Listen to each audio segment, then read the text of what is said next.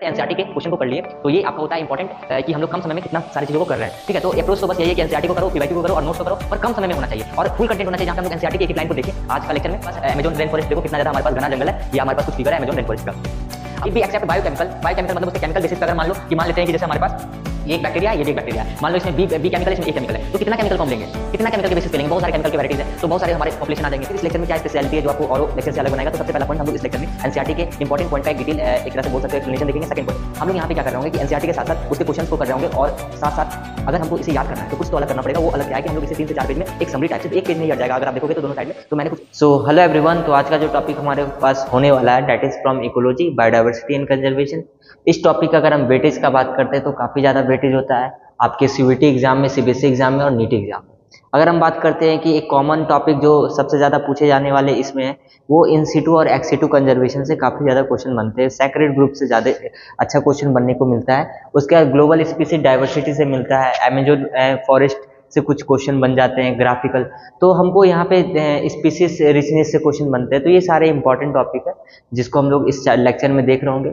आखिर इस लेक्चर में क्या स्पेशलिटी है जो आपको और लेक्चर से अलग बनाएगा। तो सबसे पहला पॉइंट हम लोग इस लेक्चर में एनसीईआरटी के इंपॉर्टेंट पॉइंट का एक डिटेल एक तरह से बोल सकते हो एक्सप्लेनेशन देखेंगे। सेकेंड पॉइंट हम लोग यहाँ पे क्या कर रहे होंगे कि एनसीईआरटी के साथ साथ उसके क्वेश्चंस को कर रहे होंगे और साथ साथ अगर हमको इसे याद करना है तो कुछ तो अलग करना पड़ेगा। वो अलग क्या है कि हम लोग इसे 3 से 4 पेज में एक समरी टाइप से एक पेज में ही हट जाएगा अगर आप देखोगे तो दोनों साइड में।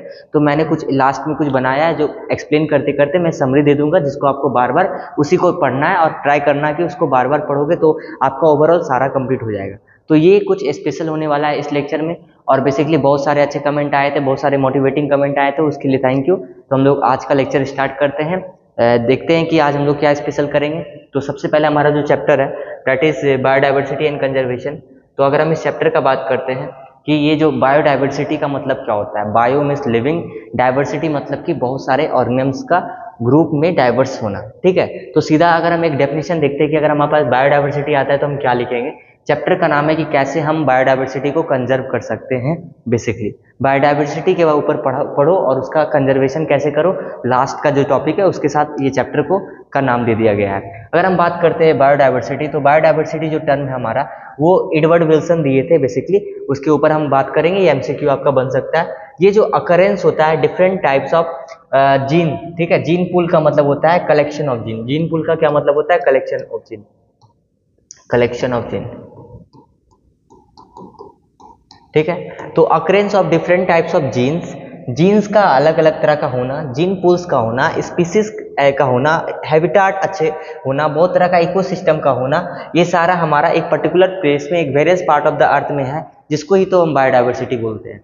सीधा सा अगर समझते हैं कि एक अगर हम अपने बायोडाइवर्सिटी को देखते हैं, अपने चारों ओर देखते हैं तो बहुत तरह के जीन्स हैं, बहुत तरह के जीन्स पूल हैं, बहुत तरह के इकोसिस्टम है, बहुत तरह के हमारे पास क्या इन्वायरमेंटल कंडीशन देखने को मिलते हैं। तो ये कहीं ना कहीं आप देख पा रहे हो कि बहुत सारा ऑर्गेनिजम्स है। तो ये एक तरह का हमारा डाइवर्स ऑर्गेनिजम्स है जिसी को तो हम बायोडाइवर्सिटी का टर्म से बोल सकते हैं। ठीक है, तो अब हमारे पास नेक्स्ट पॉइंट जो आता है जो हम लोग को समझना है कि नेक्स्ट पॉइंट हम लोग को बायोडाइवर्सिटी का डेफिनेशन देख लिया। उसके बाद टर्म कौन दिया ये बायोडाइवर्सिटी का? एडवर्ड विल्सन ने दिया। क्या दिया? एडवर्ड विल्सन ने ये टर्म दिया। उसके बाद हमारे पास आता है कि सर जो हमारे पास बायोडाइवर्सिटी है उसको हम लोग ने 3 पार्ट में डिवाइड किया है। कितना पार्ट में डिवाइड किया? 3 पार्ट में डिवाइड किया है। एक सबसे पहले हमारे पास है स्पीसीज लेवल। कौन सा है? स्पीसीज लेवल अगर हम बात करते हैं। दूसरा है जेनेटिक लेवल, तीसरा है इकोलॉजिकल लेवल। तो सबसे पहले हम जेनेटिक पढ़ते हैं, फिर उसके बाद स्पीसीज पढ़ेंगे, फिर इकोलॉजिकल पढ़ेंगे एक एक करके। ठीक है, अब ध्यान से देखो हम क्या बोलने वाले हैं। तो अगर हम देखते हैं कि हमारे पास जेनेटिक डाइवर्सिटी में हम लोग को क्या पढ़ना है और क्या याद रखना है जो आपके एग्जाम में पूछा जाता है। ठीक है, सबसे पहले अगर हम बात करते हैं जेनेटिक डाइवर्सिटी का, तो जेनेटिक डाइवर्सिटी हमारा क्या होता है? ये एक मेजर होता है। इसमें सबसे अच्छा एग्जाम्पल आपके बुक में दिया हुआ रो वोल्फिया वोमेटोरिया। रो वोल्फिया वोमेटोरिया एक प्लांट होता है जो क्या करता है, आपका केमिकल सिक्रेट करता है जिसको हम रेसरपाइन बोलते हैं। ये जो केमिकल सिक्रेट करता है ये क्योर करता है ब्लड प्रेशर को। बेसिकली आपके एनसीईआरटी में नहीं दिया हुआ है कि ये किस चीज को क्योर करता है, पर ये बेसिकली ब्लड प्रेशर को क्योर करता है। अगर हम देखते हैं डेफिनेशन आपको लिखना क्या अगर आता है तो ये मेजर करता है। किस चीज का मेजर करता है? Variety of genetic information, variety in genetic information, variety in genetic information contain in the organisms. Organisms के पास क्या है, वैरायटी ऑफ जेनेटिक इन्फॉर्मेशन है ओवर डिस्ट्रीब्यूशनल रेंजेस। जैसे इसका बेस्ट एग्जांपल हमने अभी बताया रो वोल्फिया वोमिटोरिया, जैसे कि ये हिमालयन रेंज पे पाया जाता है। जैसे जैसे आप यहाँ पे क्या होगा कि आप अलग अलग रेंज पे जाओगे, आपको क्या होगा कि जो केमिकल्स रेसरपाइन होता है और उसके पोटेंसी में काम करने का क्षमता जो है उसका है, उसमें आपको चेंजेस देखने को मिलेगा। डेट मीन्स की आपको जो केमिकल रेसरपाइन निकल रहा है, जो क्योर करने का कैपेसिटी है बीपी को, ठीक है, या फिर केमिकल सीक्रेट करने का जो कैपेसिटी है या पोटेंसी है किसी भी चीज को काम करने का, वो जो आपका है रो वोल्फिया वोमिटोरिया, अगर आप इस रीजन पे जाओगे तो कुछ अलग दिखेगा, इस रीजन पे जाओगे कुछ अलग पोटेंसी दिखेगा, इस रीजन पे जाओगे तो कुछ अलग पोटेंसी दिखेगा। तो यहाँ पे हम क्या देख रहे हैं कि हमारे पास डिस्ट्रीब्यूशनल रेंज के हिसाब से जब हम जगह बदल रहे हैं तो हमारा क्या हो रहा है, डिस्ट्रीब्यूशनल रेंज के हिसाब से हमारा जेनेटिक जो उसका इन्फॉर्मेशन है वो भी बदल रहा है, उसके हिसाब से हमारा चेंजेस देखने को मिल रहा है। ये इनेबल करता है पॉपुलेशन को एडेप्ट करने में उसके एनवायरनमेंट में। It enables a population to adapt its environment. For example एक मेडिसिनल प्लांट है जिसको हम बोलते हैं रो वोल्फिया वोमिटोरिया, ये ग्रो होता है हिमालयन रेंजेस में। ये कहाँ ग्रो होता है, हिमालयन रेंजेस में ग्रो होता है। ये शो करता है variations in potency and concentration of the active chemical, जिसको हम रेसरपाइन बोलते हैं, जो अभी हम समझाएं, जो ये प्रोड्यूस करता है। अब देखो एक इंपॉर्टेंट डेटा क्या एनसीईआरटी बोलता है कि 50,000 आपके पास डिफरेंट तरह के स्ट्रेन्स के राइस है। सोचो 50,000 अलग अलग वेराइटीज के आपके पास राइस है। उसके बाद 1,000 वेराइटीज के आपके पास मैंगो है। इंडिया में अगर हम बात करते हैं 1,000 वेराइटीज के आपके पास मैंगो। सोचो 50,000 राइस के वेराइटीज, 1,000 मैंगो की वेराइटीज है। ये वेराइटीज वर्ड हम क्यों यूज कर रहे हैं, बेसिकली ये टर्म हम यूज कर रहे हैं जेनेटिक के कारण। जेनेटिक मतलब कि उसके जेनेटिक इन्फॉर्मेशन के बेसिस पे हम ये वर्ड यूज कर रहे हैं कि इतना तरह का राइस है, इतना तरह का हमारे पास क्या है, मैंगोज का वेराइटीज है। अब उसके बाद हमारे पास नेक्स्ट पॉइंट क्या आता है, ध्यान से देखो। जेनेटिक डाइवर्सिटी में हमारे पास ये रो वोल्फिया वोमिटोरिया का हमारे पास इमेज है जो हमको देखने को मिल रहा है। अब उसके बाद हमारे पास नेक्स्ट पॉइंट क्या, ध्यान से देखो, स्पीसीज डाइवर्सिटी। करते हैं स्पीसीज डाइवर्सिटी के ऊपर, तो यहाँ पे स्पीसीज का डाइवर्सिटी में बदलाव देखने को मिल रहा होगा। ये किस चीज को मेजर करता है, ये मेजर करता है variety of species and their relative abundance represented within a region. अगर आपको क्या लगता है कि एक रीजन में क्या होता है कि जितने स्पीसीज होते हैं, क्या अलग भी रीजन में उतने स्पीसीज होते होंगे? नहीं, अलग अलग रीजन पे अलग अलग स्पीसीज होता है बेस्ड अपॉन वहाँ का क्या क्लाइमेटिक कंडीशन है, क्या फैक्टर कंडीशन है। जैसे कि सबसे बेस्ट एग्जांपल क्या आपका दिया हुआ है कि आपका जो वेस्टर्न घाट्स है ना, आपका जो वेस्टर्न घाट्स है कहाँ का, have a greater amphibians species diverse than eastern Ghats. Amphibians का जो संख्या है वो वेस्टर्न घाट में ज्यादा है as compare to eastern Ghats. ये आपका एनसीईआरटी बोलता है। ये आपका एक एग्जांपल है स्पीसीज डाइवर्सिटी का। ये आपके कुछ एम्फीबियंस जो आपको दिख रहे होंगे। अब उसके बाद हमारे पास क्या है, इकोलॉजिकल डाइवर्सिटी। इकोलॉजिकल डाइवर्सिटी में आपको क्या समझना है, ध्यान से समझो। इकोलॉजिकल डाइवर्सिटी का अगर हम बात करते हैं तो आपको सीधा सा क्या क्या याद रखना है, 2 पॉइंट याद रखना है। सबसे पहला पॉइंट क्या याद रखना है, ध्यान से देखो, ये मेजर करता है diversity at community and ecosystem. ये क्या मेजर करता है, diversity at community and ecosystem levels. They represent the local unique habitat and region of components of the species diversity. Community का मतलब होता है ग्रुप, तो ये ग्रुप ऑफ इको, तो हम अगर इकोलॉजिकल के बारे में बात करते हैं तो ये group of ecosystem, that means कि हम बोल सकते हैं कम्युनिटी को रिप्रेजेंट करता है जहाँ पे लोकल यूनिक हैबिटेट और regional components of species diversity देखने को मिलते हैं। तो इकोलॉजिकल डाइवर्सिटी मतलब इकोसिस्टम के ऊपर आपको लिखना है। जैसे कि एग्जांपल, आपका बेस्ट एग्जांपल क्या है कि इकोलॉजिकल डाइवर्सिटी जो है आपका, इकोलॉजिकल डाइवर्सिटी का मतलब इकोसिस्टम का डाइवर्सिटी। अलग अलग जगह जाओगे तो अलग अलग इकोसिस्टम दिखेगा। तो इकोलॉजिकल डाइवर्सिटी का सबसे अच्छा एग्जांपल दिया हुआ है कि इकोलॉजिकल डाइवर्सिटी बहुत ज्यादा होता है कहाँ पे, इंडिया में, देन आ स्कैवेंडियन कंट्री। स्कैवेंडियन कंट्री के कंपेयर में इंडिया में जो होता है हमारा इकोसिस्टम काफी बेटर होता है, काफी डाइवर्स होता है। वी नो दैट कि we have so many seasons, और इसके बेसिस पे हम लोग बोल सकते हैं कि इंडिया में जो होता है हमारे जो सीजन्स होते हैं वो काफी ज्यादा होते हैं as compare to Scandinavian country. जैसे स्कैवेंडियन कंट्री में हमारे पास नॉर्वे है, due to present of large number of ecosystems like desert और कोरल रिफ्स, और भी आपके एग्जाम्पल में दिया हुआ है कोरल रिफ्स, वेटलैंड, ठीक है, वेटलैंड, ठीक है, उसके बाद माउंटेन्स, ठीक है, उसके बाद आपके पास दिया हुआ एस्टुअरीज।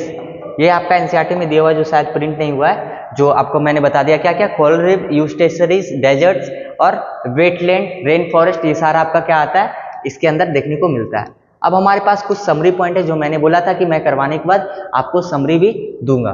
तो समरी क्या है यहाँ पे, क्या आपको याद रखना है कि आपको सबसे पहला पॉइंट याद रखना है कि एडवर्ड विल्सन ने क्या किया। एडवर्ड विल्सन ने बायोडाइवर्सिटी का टर्म दिया। उसके बाद आपको क्या याद रखना है कि जो बायोडाइवर्सिटी जो होता है वो एडवर्ड विल्सन ने दिया। किसने दिया? एडवर्ड विल्सन ने दिया। वो कौन थे? सोशियोबायोलॉजिस्ट थे। ठीक है, वो कौन थे? सोशियोबायोलॉजिस्ट थे।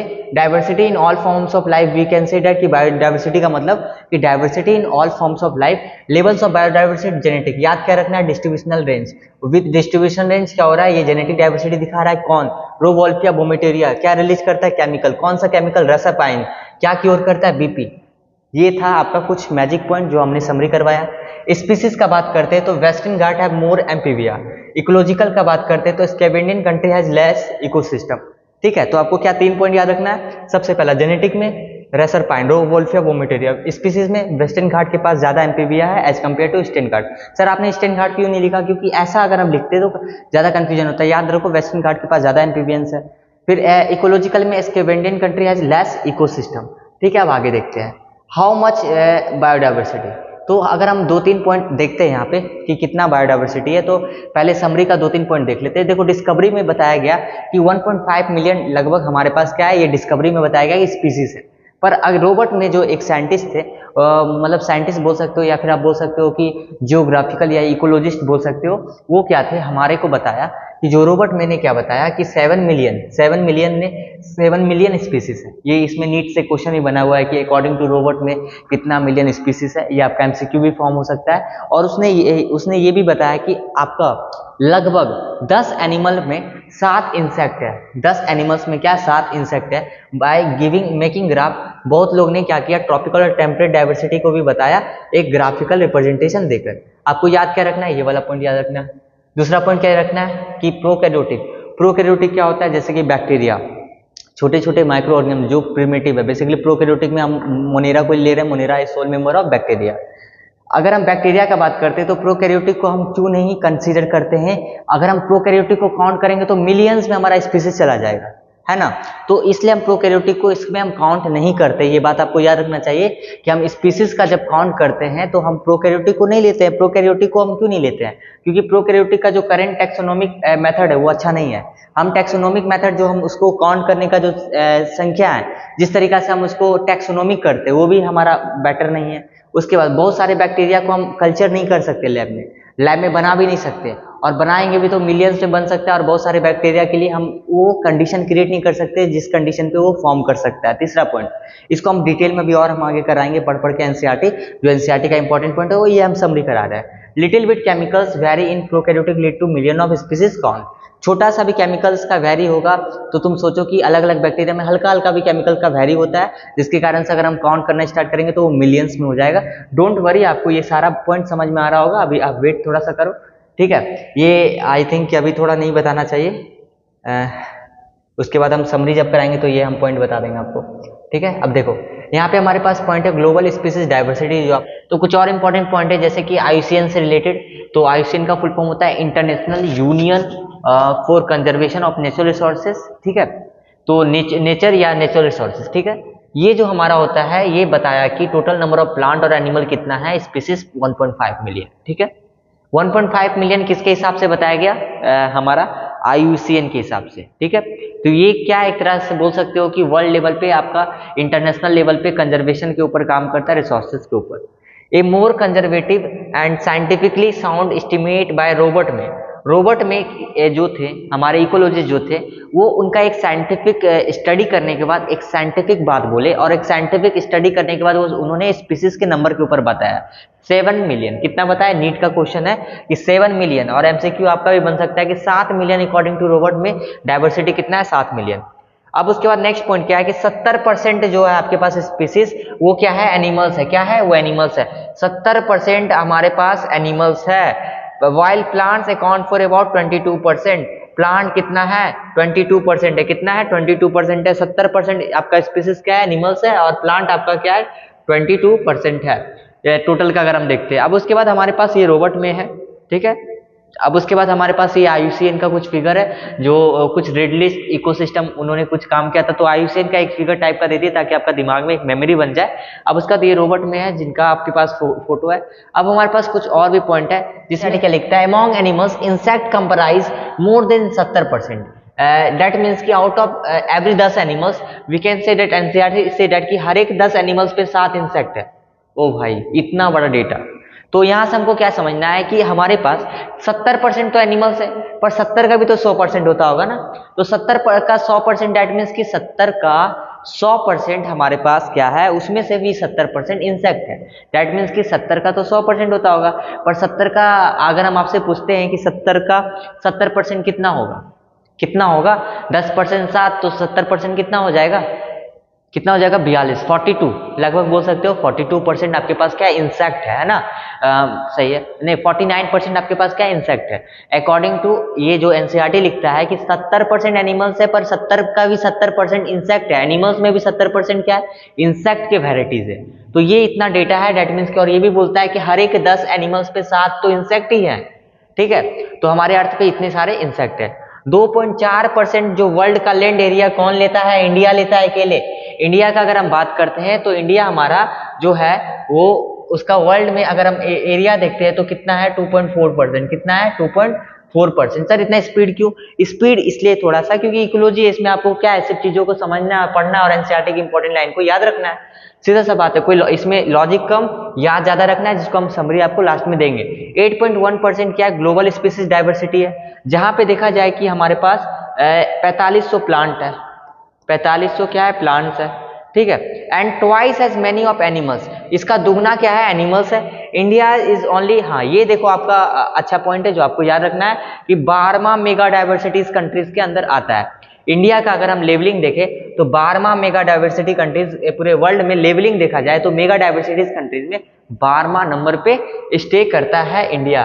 तो इंडिया का भी अच्छा खासा अपना पहचान है। अब यहाँ पे देखो बेसिकली हमारा भारत महान है ना, ये सारा चीज पढ़ने के बाद हमारा भारत महान जैसा है पर हमारा भारत है। ठीक है, तो अब हम लोग आगे देखते हैं कि हम लोगों को क्या समझना है। उसके बाद हमारे पास और भी पॉइंट है एनसीईआरटी के, जहां पे लिखता है कि large number of species are facing threat becoming extinct even before we discovered them. ओ भाई, मतलब कि सोच क्या पॉइंट लिखा है एनसीईआरटी कि बिना हम लोग डिस्कवर किए हुए कुछ ऐसे एक्सटिंक्ट, तो कुछ ऐसे भी एनिमल्स है, कुछ ऐसे भी स्पीसीज है जो एक्सटिंक्ट हो गए, हम लोग उसके बारे में अभी तक डिस्कवर भी नहीं किए हैं। मतलब बिना डिस्कवरी का भी अभी ऐसे ऑर्गेनिम्स है जो आए भी और चले भी गए, एक्सटिंक्ट भी हो गए ड्यू टू बहुत सारे environmental factors, due to so many problems. ठीक है, अब उसके बाद हमारे पास क्या है, we can not estimate diversity of prokaryotic. Direct question आपका आ सकता है कि हम लोग क्यों प्रोकैरियोटिक, प्रोकैरियोटिक मतलब कि जो प्रिमिटिव एनिमल्स, प्रिमिटिव ऑर्गेनिम्स जैसे बैक्टीरिया, हम बैक्टीरिया को क्यों नहीं हम एस्टिमेट कर सकते, बैक्टीरिया को क्यों नहीं स्पीसीज में काउंट करते हैं। इसका रीजन सुन, 3 रीजन है। सबसे पहला, उसको हम इजीली कल्चर नहीं कर सकते लैब में, और कल्चर भी करते हैं तो कहीं ना कहीं हमको बहुत सारे ऐसे कंडीशन चाहिए, और कल्चर करते भी तो मिलियंस ऑफ कल्चर हो जाता है। ठीक है, और उसके बाद उसके हल्का हल्का केमिकल वेराइटीज पे भी अगर हम उसको ऐड करें या फिर गिने तो मिलियंस ऑफ स्पीसीज हो जाएगा, जो पॉसिबल नहीं है। देखो हम आपको क्या लिखना है एग्जाम में कि conventional taxonomic method are not suitable for identifying microbial species. सबसे पहला पॉइंट, जो ये कन्वेंशनल टेक्सोनोमिक, बेसिकली हम लोग क्या करते हैं, किसी भी चीज को एक टेक्सोनोमिक कैटेगरीज में डालते हैं ताकि उसका नाम हम लिख के उसको हम काउंट कर सके। इसका जो कन्वेंशनल मतलब कि पुराना जो टेक्सोनोमिक मेथड है वो सुटेबल नहीं है कि माइक्रोबियल स्पीसीज को हम इजीली आइडेंटिफाई कर सके। बहुत सारे, सेकंड पॉइंट, बहुत सारे स्पीसीज तो ऐसे है कि सिंपली उसको हम कल्चर लेबोरेटरी में कर भी नहीं सकते हैं। इफ भी एक्सेप्ट बायोकेमिकल, बायोकेमिकल मतलब उसके केमिकल बेसिस पे अगर मान लो कि मान लेते हैं कि जैसे हमारे पास ये एक बैक्टीरिया है, ये भी एक बैक्टीरिया है, मान लो इसमें बी केमिकल है, इसमें ए केमिकल है, तो कितना केमिकल को हम लेंगे, कितना केमिकल के बेसिस पे लेंगे, बहुत सारे केमिकल के वैरायटीज है, तो बहुत सारे हमारे पॉपुलेशन आ जाएंगे। तो इसके कारण से हम लोग क्या बोल सकते हो कि हमारे पास जो बायोकेमिकल और मोलिकुलर क्राइटेरिया है डिलिनिटिंग द स्पीसीज फॉर प्रोकैरियोटिक, और जिसके का डिलिनिटिंग का मतलब हम प्रॉपर्ली इसको नहीं कर सकते हैं, और ये क्या होगा, मिलियंस तक जा सकता है। भाई अगर हम केमिकल बेसिस पे ले लेंगे तो मिलियंस ऑफ बैक्टीरिया को हमको काउंट करना पड़ जाएगा, that is not possible. That's why हम लोग स्पीसीज में जब हम स्पीसीज को काउंट कर रहे होते हैं तो बैक्टीरिया को कंसीडर नहीं करते, मतलब प्रोकैरियोटिक को कंसीडर नहीं करते हैं। अब हमारे पास कुछ बैक्टीरिया का मैंने फोटो दे दिया है, जो आप देखो बैक्टीरिया को फिल करो, gram positive bacteria, gram negative bacteria. तो देखो ये आपका सेल चैप्टर में आपने पढ़ा होगा कि ग्राम पॉजिटिव ग्राम नेगेटिव क्या होता है। जो ग्राम स्टेनिंग को पॉजिटिव देता है उसको ग्राम पॉजिटिव रख दिए, ग्राम स्टेनिंग को जो पॉजिटिव नहीं देता है वो नेगेटिव होता है। ठीक है, तो इस बेसिस पे हम लोग बांटे हैं। तो ये आपका एक्स्ट्रा टॉपिक में से है, तो आप देख सकते हो कुछ बैक्टीरिया के एग्जाम्पल्स, जो आप देख सकते हो कि कितने सारे बैक्टीरिया हैं, कितना सारा को हम लोग कंसीडर करेंगे, दैट इज नॉट पॉसिबल। अब उसके बाद हमारे पास एक पाई चार्ट टाइप से एनसीईआरटी देता है जो आपको समझना है। वो चार्ट क्या है आपके पास कि इनवर्टिब्रेट्स में देखा जाए तो सबसे ज्यादा हम अपने अभी तुरंत बताया था कि इंसेक्ट क्या बहुत ज्यादा है, मोलस्का, फिर क्रस्टेशियंस और अदर एनिमल ग्रुप इसके अंदर है। तो हम देखते हैं कि अगर इसमें आपको सीखना क्या, इंसेक्ट सबसे ज्यादा है। ठीक है, ये आपको याद रखना है। उसके बाद इसमें देखो फिशेस काफी ज्यादा है, तो इससे में आपसे पूछेगा फिशेस ज्यादा है कि बर्ड्स ज्यादा है, तो आप बोलोगे फिशेस ज्यादा है। तो ये चार्ट आपसे पूछेगा और इसके हिसाब से आपको कंपेयर करना होगा। इसमें आपको क्या देखना है कि देखो आपका एंजियोस्पर्म ज्यादा है, फंगी से ज्यादा क्या एंजियोस्पर्म्स है। सर एंजियोस्पर्म्स क्या होता है? वी नो डैट कि जो हमारे रॉबर्ट बिटेकर जो थे वो उन्होंने 5 किंगडम क्लासिफिकेशन दिया, जहां पे उन्होंने मोनिरा, ठीक है, प्रोटिस्टा, उसके बाद फंगी, ठीक है, उसके बाद हमारे पास फंगी के बाद हमारे पास मोनिरा, प्रोटिस्टा, फंगी, प्लांटिया और एनिमेलिया दिया। ठीक है, ये 5 किंगडम उन्होंने दिया। उसके बाद प्लांटिया में भी हमको पता है कि होता है एल्गी, ब्रायरो, टेरिडो, उसके बाद जिम्नो, फिर एनजीओ।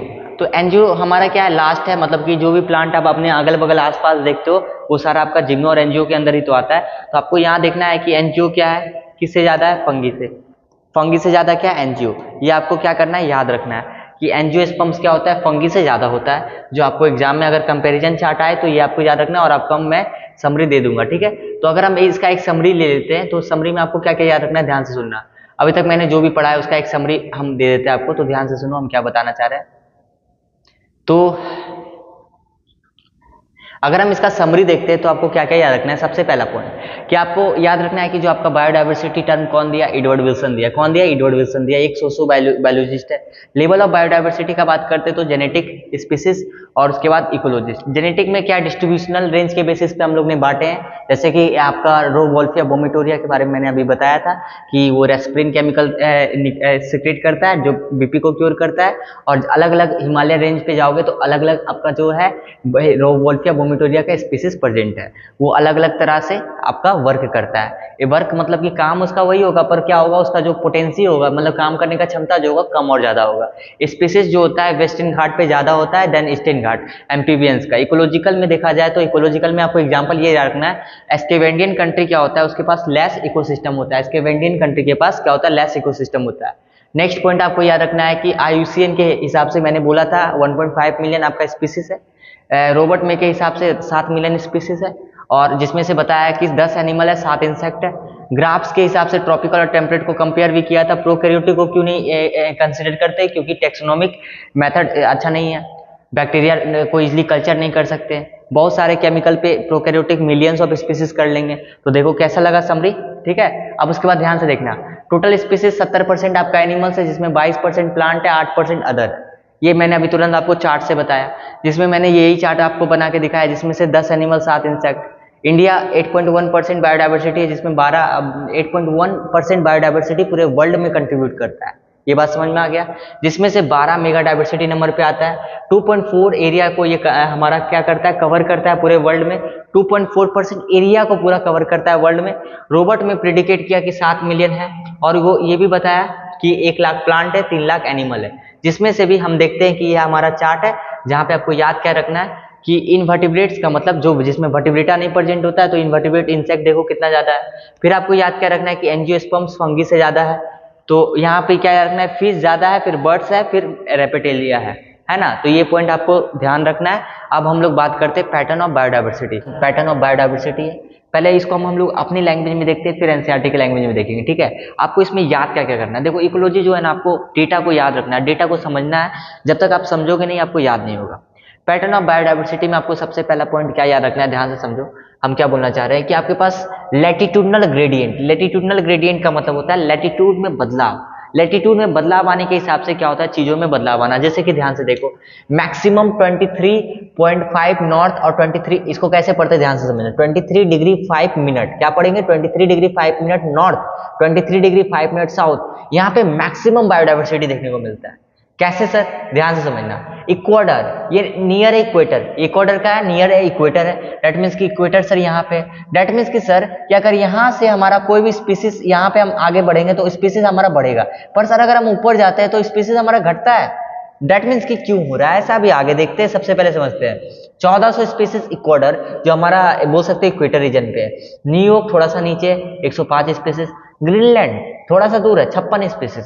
तो आपसे कैसे पूछेगा, इक्वाडोर में ज्यादा है स्पीसीज है बर्ड्स का कि ग्रीनलैंड में, आप बोलोगे इक्वाडोर में, फिर आपके पास न्यूयॉर्क में ज्यादा है, फिर सबसे कम ग्रीनलैंड में। तो इस तरीका से आपको क्या समझना था कि जैसे जैसे हम लोग क्या इक्वेटर के नजदीक आएंगे स्पीसीज डाइवर्सिटी बढ़ेगा, पर इक्वेटर से दूर जाएंगे तो बायोडाइवर्सिटी डिक्रीज होगा।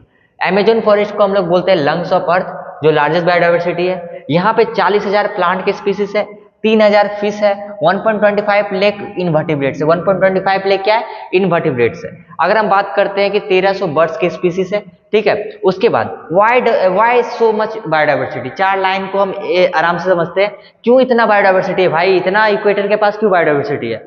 सबसे पहला, undisturb equator for millions of years. अब तुम सोच कि तेरे को हम एक रूम में क्या करते हैं, एक प्रॉपर सा खाना पीना सारा चीज का अरेंजमेंट कर देते हैं, यहाँ तक प्लेग्राउंड भी तुम्हारा वहीं पे है, सारा चीज अंदर में कर देते हैं और एक फिक्स टेम्परेचर तुमको दे देते हैं 40 डिग्री सेल्सियस या 30-35 डिग्री सेल्सियस। तुम उस टेम्परेचर से इतने अडेप्ट कर जाओगे कि तुमको उस टेम्परेचर से बाहर निकलोगे तो प्रॉब्लम होगा ना, पर उस टेम्परेचर में रहोगे तो तुम फेवरेबल कंडीशन में। तो उसी तरह से क्या होता है, इक्वेटर में क्या होता है, टेम्परेचर फिक्स होता है, किसी भी तरह का डिस्टर्बेंस देखने को मिलता नहीं है, क्योंकि वहाँ वो क्या है, सनलाइट जो होता है, अगर हम बात करते हैं सनलाइट जो होगा सबसे ज्यादा कहाँ पे आएगा, इक्वेटर पे आता है ना, इस एरिया पे आएगा। मूवमेंट भी करेगा तो रिवोल्यूशन रोटेशन भी करेगा तो पर भी इक्वेटर्स पे हमेशा सनलाइट इजिली आता है। इसीलिए इक्वेटर में हमेशा क्या होता है, नो डिस्टर्बेंस के कारण सबसे ज्यादा स्पीसीज डाइवर्सिटी देखने को मिलता है। Undisturbance equator for millions of year, किसी भी तरह का ग्लेशिएशन भी नहीं होता है, ग्लेशियर भी नहीं बनता है। लेस सीजनल होता है, लेस सीजनल मतलब कि कोई सीजन आता ही नहीं है, ज्यादा सीजनल नहीं होता है ये। उसके बाद यहाँ पे क्या होता है, स्पीसीज का स्पेशलाइजेशन, दैट मीन्स कि स्पीसीज को यहाँ पे टिकने का, एक तरह से बोल सकते हो कि यहाँ पे अडेप्ट करने का क्षमता अच्छा से वो लोग समझ लेता है, अच्छा से जान जाता है। और जहाँ ज्यादा लाइट होगा, ज्यादा अगर सनलाइट पड़ेगा तो वहाँ पे पानी भी ज्यादा पड़ेगा, सीधा सा लॉजिक है। तो रेन फॉरेस्ट, जितने भी ट्रॉपिकल रेन फॉरेस्ट होते हैं वो सारे कहाँ पे होते हैं, इक्वेटर रीजन पे होते हैं। इसको हम एनसीईआरटी के लाइन में भी देखेंगे, पर इसको पहले समझते हैं। Have more energy of solar productivity we can not biodiversity, इसका मतलब क्या है, इनडायरेक्टली तो इंक्रीज होगा ही। तो हम क्या बोल रहे हैं, ध्यान से देख कि इसके पास क्या होता है, सोलर एनर्जी ज्यादा है तो प्रोडक्टिविटी ज्यादा होगा, we can more productivity, that means कि इनडायरेक्टली क्या होगा, बायोडाइवर्सिटी ज्यादा होगा। क्या होगा, बायोडाइवर्सिटी ज्यादा होगा। ठीक है, अब आगे देखते हैं। अब उसके बाद इसको हम एनसीईआरटी के लैंग्वेज में समझते हैं। उससे पहले क्या है ना कि एक पॉइंट और है, ठीक है, स्पीसीज एरिया रिलेशनशिप। अभी आपको लग रहा होगा सर कुछ कुछ बातें समझ में नहीं आ रही, आप आगे एनसीईआरटी के लाइन को एक्सप्लेन करेंगे तो आप समझ जाओगे। स्पीसीज एरिया रिलेशनशिप के बारे में एक हमारे नॉर्थ अमेरिकन के साइंटिस्ट थे, एवी हुम्बोल्ट, ठीक है। ये क्या कर रहे थे, इनका बोलना था ना कि जैसे कि आपके एरिया में जैसे जैसे आप एरिया को बढ़ाते हो, जैसे कि एरिया मतलब कि ध्यान से समझना हम क्या बोलना चाह रहे हैं। जैसे कि मान लो कि आपके पास ये क्या है, एक एरिया है, ये एक एरिया है, ठीक है। अब हम इस एरिया को बढ़ा के हम इतना कर दें, कितना कर दें, इतना कर दें, ठीक है। तो ये एरिया किस में ज्यादा आपका स्पीसीज होगा, सीधा सा उनका लॉजिक था कि जिसमें आपका किस में ज्यादा होगा, जिसमें ज्यादा बड़ा एरिया है। दैट मीन्स कि अगर ये एरिया है और ये एरिया है तो सबसे ज्यादा स्पीसीज ए में होगा, फिर बी में होगा, फिर सी में होगा। क्यों उनका बोलना था, उनका बोलना था कि जैसे जैसे बायोडाइवर्सिटी इंक्रीज हो रहा है, कैसे इंक्रीज हो रहा है, एरिया के हिसाब से, जैसे जैसे एरिया इंक्रीज हो रहा है उससे बायोडाइवर्सिटी भी इंक्रीज हो रहा है। उन्होंने एक रिप्रेजेंटेशन दिया S directly portion to A Z. Z यहाँ पे क्या था, रिग्रेशन कोएफिशिएंट, जो आपसे हो सकता है एमसीक्यू में पूछ ले, ठीक है। अब वेट करो, आपको एनसीईआरटी का लाइन पढ़ेंगे तो और अच्छा से समझ में आएगा। एस दिखा रहा है स्पीसीज का रिचनेस, तो आपको सीधा सा समझना है, इस साइंटिस्ट का सीधा सा बोलना था कि जैसे जैसे हम एरिया को बढ़ाते हैं वैसे वैसे स्पीसीज का भी संख्या बढ़ता है, उसका रिचनेस बढ़ता है। उसके बाद जेड हमारा पास क्या है, रिग्रेशन कोएफिशिएंट। जेड हमारे पास क्या है, रिग्रेशन कोएफिशिएंट। अब उसके बाद देखो एस इक्वल टू, हम यहाँ लिख सकते हैं कि एक कांस्टेंट डालेंगे, सी इज ए कांस्टेंट, और यहाँ पे इक्वल टू दे दिए और यहाँ पे एक लॉग ले लेते हैं। आपको पता है एस का लॉग क्या हो जाएगा, log S, log C plus यहाँ पे जेड क्या है, नीचे आएगा तो जेड लॉग ए हो जाएगा। फॉर लार्ज कॉन्टिनेंट जेड का वैल्यू फिक्स है 0.62, 1.2 बोला जाता है। एज ए डेटा आप अभी याद रख लो। मेमल्स और बर्ड्स का कितना होता है 1.15। तो ये डेटा आपको याद रखने का चीज था। और सबसे इंपॉर्टेंट, जितना ज्यादा स्टीपर ग्राफ होगा जेड उतना ज्यादा होगा। स्टीपर ग्राफ कंपैरिजन किया जाता है, ये आपके सिलेबस से थोड़ा सा हाई लेवल का है कि स्टीपर मतलब जितना झुका हुआ ग्राफ आपका होगा उतना ज्यादा जेड होता है, ठीक है। एनसीईआरटी कुछ और बोलती है कि पैटर्न्स, जो नेक्स्ट टॉपिक एनसीईआरटी का जो है वो हमारे पास है पैटर्न्स ऑफ बायोडाइवर्सिटी। तो biodiversity is not uniform throughout the world. We know that कि बायोडाइवर्सिटी यूनिफॉर्म तो है नहीं, अलग अलग जगह पे अलग अलग स्पीसीज है, अलग अलग यूनिफॉर्मिटी में हमारे पास स्पीसीज प्रेजेंट है। Because it affected by two factor. सबसे पहला factor that is a latitudinal gradient और स्पीसीज एरिया रिलेशनशिप। दो फैक्टर के हिसाब से हमारा क्या होता है, हमारा जो स्पीसीज का जो बायोडाइवर्सिटी है वो वेरी करता है। एक होता है स्पीसीज एरिया रिलेशनशिप और एक होता है आपका that means we can say that कि लैटिट्यूडनल ग्रेडियंट। लैटिट्यूडनल ग्रेडियंट मतलब कि लैटिट्यूड के चेंज होने के हिसाब से स्पीसीज का भी बदलता है। जैसे कि हम लोग को पता है कि इक्वेटर में अगर हम देखते हैं 23.5 डिग्री नॉर्थ, और ये जो एरिया होता है यहाँ पे सबसे ज़्यादा स्पीसीज होता है क्योंकि ये इक्वेटर वाला एरिया होता है। यहाँ पे हमारे पास क्या होता है, स्पीसीज सबसे ज़्यादा होने का रीजन ये है, यहाँ पे पूरा ईयर तक क्या एक ही जैसा वेदर होता है, ज़्यादा पानी पड़ता है क्योंकि ज़्यादा यहाँ पे सनलाइट होता है, ठीक है, क्योंकि इक्वेटर एरिया पे होता है। तो हमको ये समझना है कि सेकंड पॉइंट है species area relationship. A B Humboldt का कहना था कि एक वो बोल सकते हो कि ये ऑब्जर्व करते थे कि जितना ज़्यादा एरिया बड़ा होगा उतना ज़्यादा स्पीसीज बढ़ेगा। डेट मीन्स कि स्पीसीज का एरिया से काफ़ी रिलेशन, अगर हम एरिया को छोटा कर देते हैं तो स्पीसीज भी घटते चल जाएगा। आपको पता होना चाहिए कि बहुत सारे स्पीसीज अपने बच्चे को, डेट मीन्स कि बड़े बड़े स्पीसीज अपने बच्चे को छुपा नहीं सकते थे, क्योंकि अगर एरिया को छोटा होते जा रहा है तो बड़ा बड़ा स्पीसीज भी एक्सटिंक्ट होना स्टार्ट हो गया, क्योंकि जितने भी जंगली जानवर होते हैं उनको कहीं ना कहीं एक बड़े एरिया में रहना होता है। डेट मीन्स कि जितना बड़ा एरिया होता है, ए बी हम्बोल्ट का भी यही कहना था, उतना ज़्यादा स्पीसीज का रिचनेस होगा। तो अब हम लोग एक एक टॉपिक को एनसीईआरटी के लैंग्वेज में समझते हैं कि किस तरीका से एनसीईआरटी ने लिखा है, और उस इजी माध्यम से हम लोग समझेंगे। सबसे पहले हमारे पास है लैटिट्यूडनल ग्रेडियंट। तो लैटिट्यूडनल ग्रेडियंट का अगर हम बात करते हैं तो हमारे पास है कि बायोडाइवर्सिटी इंक्रीज होता है, जो मैंने अभी बोला, ध्यान से सुनना। बायोडाइवर्सिटी इंक्रीज होता है फ्रॉम पोल्स टू इक्वेटर, ठीक है। दैट मीन्स कि बायोडाइवर्सिटी जो हमारे पास है ये पोल से इक्वेटर की तरफ जाएंगे तो हमारे पास क्या होता है, इंक्रीज होता है, और इधर से इधर जाते हैं तो डिक्रीज होता है। क्यों होता है सर इधर? क्योंकि हमारे पास इक्वेटर तो इसी रीजन पे है ना, तो इसी रीजन पे क्या होगा, बायोडाइवर्सिटी सबसे ज्यादा होगा। From high to low altitude, tropics में क्या होता है 23.5 डिग्री नॉर्थ, इसको कैसे पढ़ते हैं 23.5 मिनट, क्या पढ़ेंगे 5 मिनट, 23.5 मिनट नॉर्थ, क्या पढ़ेंगे 23.5 minute north, 23.5 minute south, have more species than temperate और पोलर। ये टेम्परेट हो गया, ये पोलर हो गया, ये टेम्परेट हो गया, ये पोलर हो गया। तो इस एरिया में क्या होगा, सबसे ज्यादा आपके पास पॉपुलेशन होता है स्पीसीज का। अब यहाँ पे देखो लगभग क्या बोला गया, 1400 स्पीसीज है बर्ड्स का, और उसके बाद न्यूयॉर्क में अगर हम देखते हैं 105 स्पीसीज है बर्ड्स का। वहीं पे ग्रीनलैंड का बात करते हैं तो मात्र 56 स्पीसीज है। डेट मीन्स की 1400 स्पीसीज, डेट मीन्स की नियर इक्वेटर, थोड़ा सा दूर इक्वेटर से 105 स्पीसीज कहाँ पे, न्यूयॉर्क में। 56 स्पीसीज कहाँ पे आपका, देखो यहाँ पे लिखा हुआ है ग्रीनलैंड में। तो इस तरह से आपको समझना था। 1200 स्पीसीज बर्ड्स का है। India has more than 1200 species. India के बारे में डेटा लेते हैं तो इंडिया में 1200 स्पीसीज से ज्यादा क्या है आपका बर्ड्स का स्पीसीज है, कितना 1200 से ज्यादा। कि forest in tropical regions like Ecuador has up 10 times as many species of vascular plant of forest equal area in temperate regions like Midwest of USA। That means कि जो फॉरेस्ट है tropical regions का, जैसे कि Ecuador है, उसके पास 10 times ज्यादा species है। आप बोल सकते हो किसके कंपेयर में, एज टेम्परेट रीजन, किस एरिया का, मिडवेस्ट ऑफ यूएसए के कंपेयर में 10 टाइम ज्यादा आपके पास क्या है, वैस्कुलर प्लांट। वैस्कुलर प्लांट मतलब जिसमें ट्रांसपोर्टिंग सिस्टम वेल डेवलप्ड होता है, ठीक है, उस तरह का प्लांट। अब हमारे पास नेक्स्ट पॉइंट है, हमारे पास पैटर्न्स ऑफ बायोडाइवर्सिटी में कुछ और भी पॉइंट है, जैसे कि ट्रॉपिकल रेन फॉरेस्ट में अमेजोन का बात करते हैं, जो हमारा कहाँ पे, साउथ अमेरिका में। कहाँ पे, Amazon in South America posses the greatest biodiversity on earth. More than we can say that कि मोर देन 40,000 स्पीसीज है प्लांट का, 3000 फिशिस का, 1300 बर्ड्स का, 427 मेमल्स का और 427 एम्फीबियंस का, 378 रेप्टाइल्स का। देखो कितना ज्यादा स्पीसीज हमारा कहाँ पे, अमेजोन फॉरेस्ट में, जिसको लंग्स ऑफ अर्थ बोलते हैं। और greater biodiversity observe in the tropic because temperature जो होता है वहां पे कहीं ना कहीं बोल सकते हो फ्रिक्वेंट ग्लेशिएशन देखने को नहीं मिलता है। ट्रॉपिकल रीजन में वहाँ अनडिस्टर्ब होता है, डेट मीन्स कि कोई भी डिस्टर्बेंस नहीं देखने को मिलता है। Tropical had longer evolutionary time for species diversification.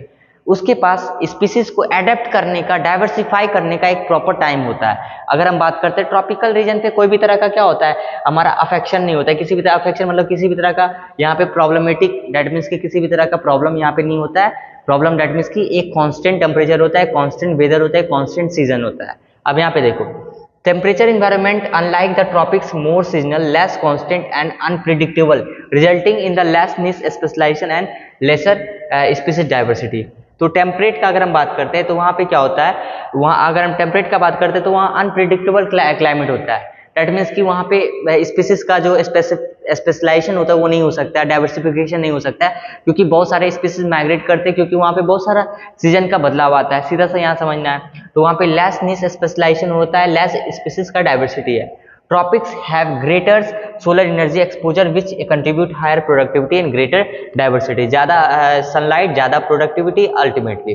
देखो ये कुछ हमारे पास अमेजोन रेन फॉरेस्ट, देखो कितना ज़्यादा हमारे पास घना जंगल है, ये हमारे पास कुछ फिगर है अमेजोन रेन फॉरेस्ट का। रिलेशनशिप्स में अगर हम बात करते हैं कि आपको क्या क्या एनसीईआरटी का लाइन पता होना चाहिए, तो सबसे पहले एक जर्मन नेचुरलिस्ट था, जियोग्राफर था, अलेक्जेंडर वॉन हम्बोल्ट, जिसके बारे में अभी हम लोग बात किए थे। उन्होंने ऑब्जर्व क्या किया कि within a region species richness increase with the increase of explore area but in up to limit. That means कि जैसे जैसे हम, ऐसा नहीं हम बोलेंगे कि जितना ज़्यादा हम बढ़ाएंगे, एरिया को बढ़ाएंगे तो स्पीसीज बढ़ेगा, पर एक समय जाके क्या होगा, लिमिट तक बढ़ेगा, मतलब बढ़ेगा। ये तो बात सही है कि अगर ये एरिया है और ये एरिया है, स्पीसीज सबसे ज़्यादा कहाँ होगा, जो सबसे ज़्यादा एरिया कंसिस्ट करता है वहाँ पे होगा। पर हमको ये समझना है कि अगर हम एरिया को बढ़ा भी रहे हैं तो एक समय आगे कांस्टेंट भी तो होगा, explore area up to limit, ये भी वो बोला है, ठीक है। अब आगे देखते हैं क्या बोला है।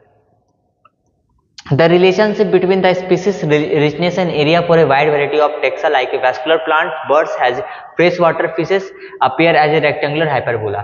तो मैंने ये ऊपर बताया था कि ये रिलेशनशिप बताया है, और जिसमें इन्होंने क्या दिया, एक ग्राफ दिया, और जो आपको देखना था कि जैसे कि इन्होंने क्या किया, लॉग ले लिया था, किसका ले लिया था लॉग, ये वाला रिलेशंस का जो उन्होंने दिया था ना, S equal to C A Z, तो इसका लॉग लिया तो लॉग ऐसा हुआ, उसका लॉग सी और जेड लॉग ए। जो उसने क्या किया कि स्ट्रेट लाइन में भी ये स्केल, लॉग स्केल में दिखाया है, जहां पे आपको देखना है रेक्टेंगुलर हाइपरबोला। क्या बना है, रेक्टेंगुलर हाइपरबोला। ग्राफ क्या बना है, रेक्टेंगुलर हाइपरबोला। ये आपको याद रखना है कि कौन सा ग्राफ बना है, रेक्टेंगुलर हाइपरबोला। अब आगे देखो क्या बताना चाह रहे हैं, यहाँ पे देखो जेड रिग्रेशन कोफिशिएंट को दिखा रहा है, एस स्पीसीज रिचनेस को दिखा रहा है, और सी इंटरसेप्ट है जो आप ग्राफ में पढ़ते हो, तो बस इतना भी याद रखोगे चलेगा।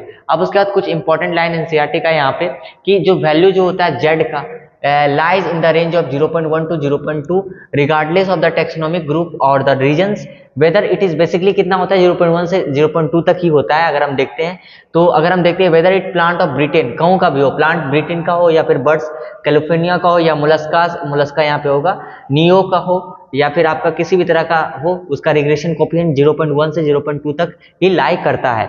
However the analysis in a variety of large area like whole continent give Z value that ranges from. अगर हम देखते हैं कि बहुत सारे ऐसे कॉन्टिनेंट में देखा गया जहां पे एनालिसिस करने के बाद whole continent give Z value the ranges from 0.6 से 1.2 तक। तो देख सकते हो कि 0.1 है या फिर 0.2 है, और बहुत सारे कॉन्टिनेंट में ऐसा पता चला कि जेड का वैल्यू 0.6 से लेके 1.2 तक निकलने को देखा।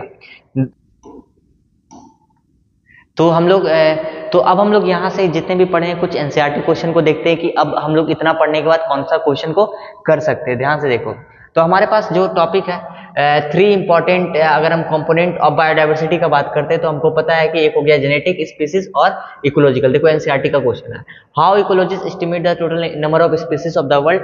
कैसे एस्टिमेट करेगा, एक तो सबसे पहले जो रेट ऑफ डिस्कवरी हो रहा है उसको तुम एस्टिमेट करो कि कितनी नया स्पीसीज का रेट ऑफ डिस्कवरी का फास्टिंग मतलब किस रेट से हो रहा है। बाय स्टैटिकल कंपैरिजन, स्टैटिक्स के लेवल पे कंपैरिजन करो, मतलब ग्राफ बनाओ टेम्परेट और ट्रॉपिकल स्पीसीज रिचनेस का, और देखो कि कितना एग्जॉस्ट हो रहा है, exhaustively study group of insect, कितना तुम्हारा एक्सटिंक्ट हो रहा है, कितना तुम्हारा मर जा रहा है, कितना खत्म हो जा रहा है, वो सारा स्पीसीज को तुम ग्राफ बनाओ और उसके ऊपर तुम काम करो। इस इजी वर्ड में भी आप लिख सकते हो, इतना टफ नहीं लिखना है, जैसे 1-2 वर्ड इसमें यूज जो किया है। सीबीएसई में देखो 2010 में भी आया, 2014 में भी आया, 2010 और 12 में भी आया। 3 बताना है कि क्या आपका इकोलॉजिस्ट एक्सप्लेन किया ग्रेटर बायोडाइवर्सिटी इन ट्रॉपिकल और ट्रॉपिकल क्लाइमेट में बेसिकली, और as compare to temperate region. तो मैंने इसके बारे में बहुत बार बताया है, आप इसको पढ़ लो कि कांस्टेंट इन्वायरमेंट होता है, स्पेशलाइजेशन ऑफ इंक्रीज जिसके कारण से लॉन्गर एक्सपोजर होता है सोलर रेडिएशन का ट्रॉपिकल रीजन से, जिसके कारण से इनडायरेक्टली बोल सकते हैं कि हायर प्रोडक्टिविटी है, क्योंकि फूड प्रोडक्शन ज़्यादा होगा तो स्पीसीज भी वहाँ ज़्यादा होगा।